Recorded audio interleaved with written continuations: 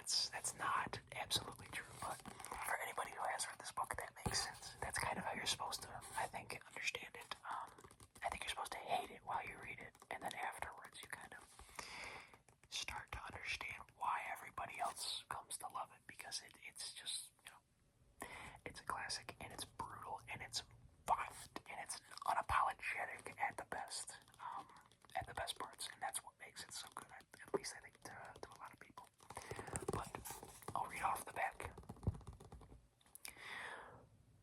Based on historical events that took place on the Texas-Mexico border in the 1850s, Blood Meridian is an epic novel that traces the fortunes of the kid, a 14-year-old Tennessean who stumbles into a nightmarish world in which the market for Indian scalps is thriving.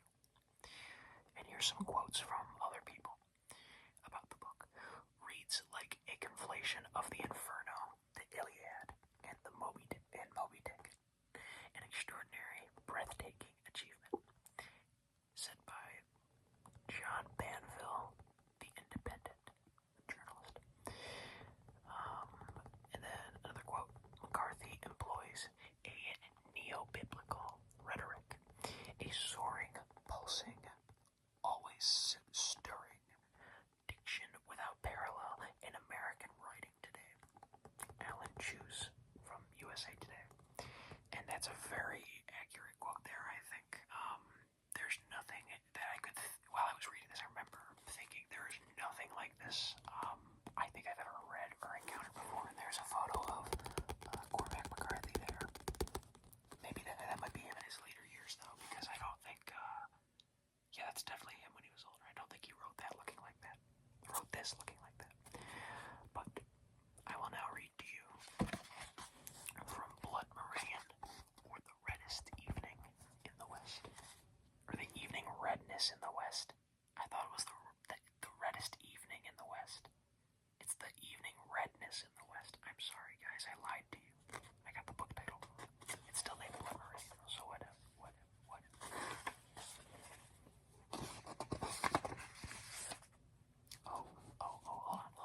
Pause. Sorry about that. In the last video, somebody told me that they liked the dimness of the lights. So I thought I would dim the lights real quick. Blood Meridian. See the child. He is pale and thin. He wears a thin and ragged linen shirt. He strokes the scullery fire.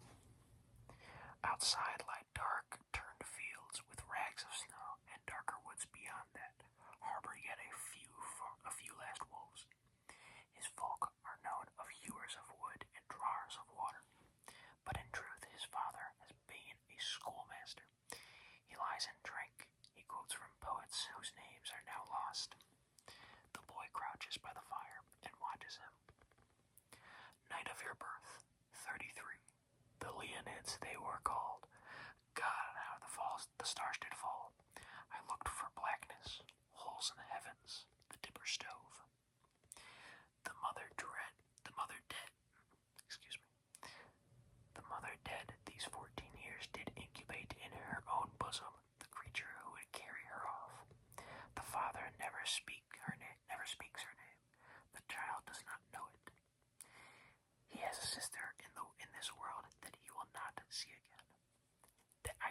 Pause. That is such an insane and powerful line to just throw in there. But that's what Cormac McCarthy is borderline known for. He has a sister in this world that he will not see again. To say that is just insane. And now that's one thing I'll think about forever about this book, is that the kid that is starred throughout the story who's in most scenes of the book, he has a sister. This is never once again brought up in the entire novel. And it's never expanded upon again. There's no, spin-off, or there's no extra content. There's nothing to that. And that's the mysticism of Cormac McCarthy. He's a sister in this world he will not see again. He watches, pale and unwashed. He can neither read nor write, and in him broods already a taste for mindless violence. All history present in that visage. The child of the father of the man.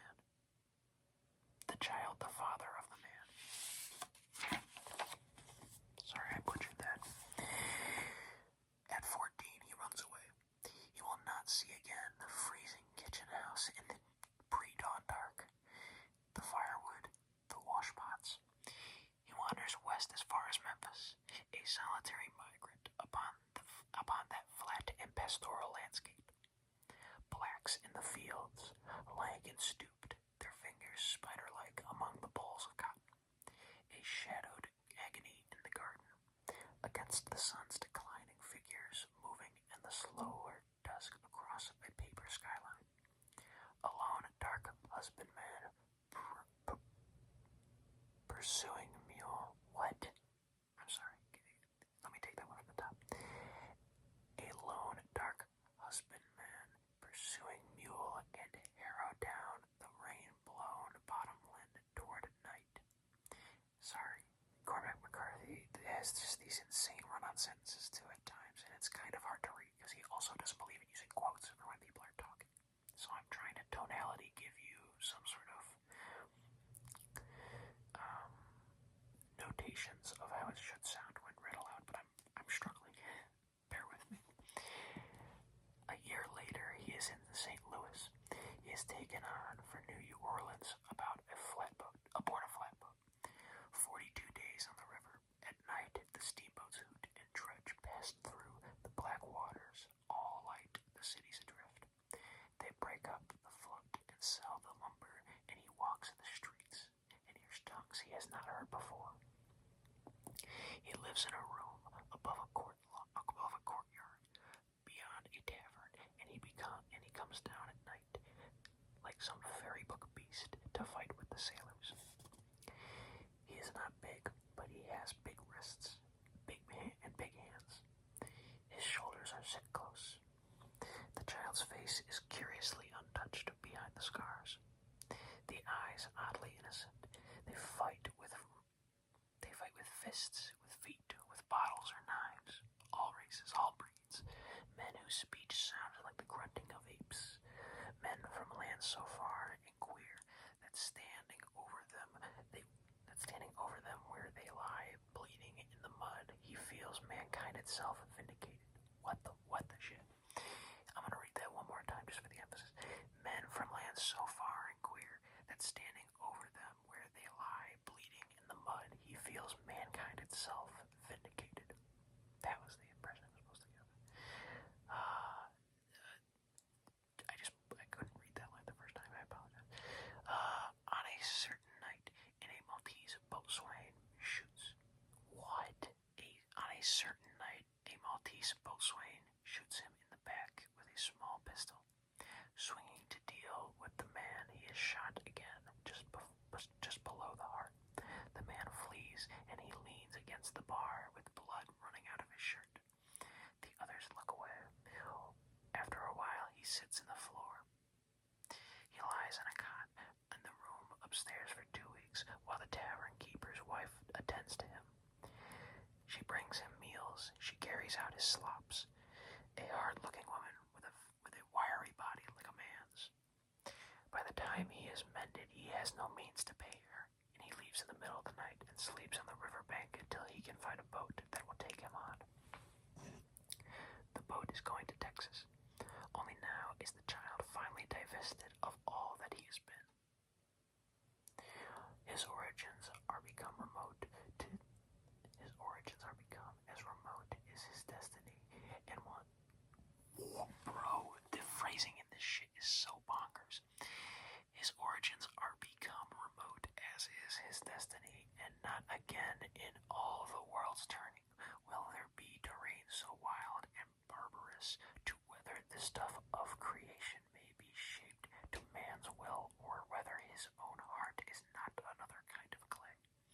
The passengers are a diffident lot. They cage their thoughts, and no man asks another what brings him here. He sleeps on his desk, a pilgrim among others.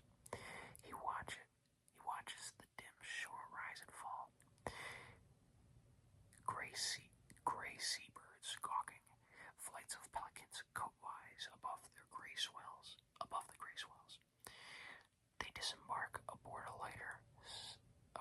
This is talking about the passengers. They disembark aboard a lighter, settlers with their cattle, all studying the low coastline, the thin bite of sand and scrub pine swimming in the haze. He walks through the narrow streets of the port.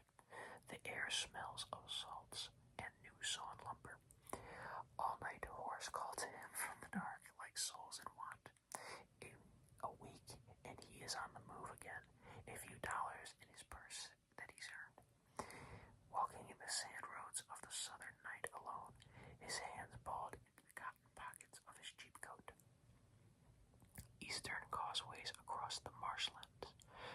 parrots in their rookeries, white as candles among the moss.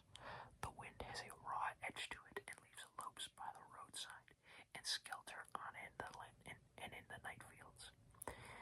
He moves north through small settlements and farms. Sorry, I got mixed up there. He moves north through small settlements and farms, working for day wages and found. He sees a bar sign hanging in the crossroads hamlet, and the man's friends run forward and pull his legs, and hangs the dead from his rope while urine darkens his trousers. He works in a sawmill. He works in a diphtheria pest house. He takes his pay from a farmer as an aged mule and back this animal in the spring of the year of 1849. He rides up through the latter-day Republic of Fredonia into the town of Nacogdoches. And that is the intro to Blood Meridian, the evening redness in the west. Said that correctly there. This book was written, I believe, in the 1980s it came out, but it takes place in the 1850s, 1849 it said there. A bit of the intro I had to look up on YouTube just to get it understood because it's a bit hard to digest a lot of what it's saying there. A diphtheria pest house, what even is that? That was something that was just referenced there. Every time I had to hear something like that, I would look it up though, and I would just look at what it was and then reread to understand what it was. I also had to listen to an audiobook on Spotify in order to understand what the fuck a lot of this was saying. And I know I sound stupid as shit reading it off. Go buy this book. I will give you this book if you think that I am not, if I'm having the problems reading it. It is so hard to just get your mind around when you're reading it, because it's written in a very tricky way. You need a high level of reading comprehension to follow it, and at that, to stomach it, and also to picture it as you're going along. It's too much. It's a lot. And I read it in I had to read this book in 3 sittings because it took me 9 hours, but it seriously was just I can't come back to this book to return to it later. It's one of those you just have to be there for throughout it. Cormac McCarthy also wrote No Country for Old Men, and he also wrote The Road. That's another noteworthy book by him, I believe. I believe he also has a trilogy of some kind that my friend was telling me about that he had also read, but this book has gathered a cult following in recent years. I heard of it first through, I think, Wendigoon from Creedcast, when he did his video about it. And before I watched the video, I actually read the book, so that way I could watch his video. But that's just because I trusted that it was going to be a good book, and it is a phenomenal book. But I think for today I am going to leave it there, just because it's a lot to get into, and this video is already a bit ways into it. But if you guys would want me to do a longer video than about 10 to 15 minutes, then let me know. I can do a 40-minute, I can do a 30-minute video. Whatever you want, just put it in the comments and I will do it. Not anything, but but thank you for watching. Thank you for being here. I hope you got some sort of enjoyment out of this video, as always, and I hope maybe this was relaxing for you, or maybe if you were interested in reading the book, you got some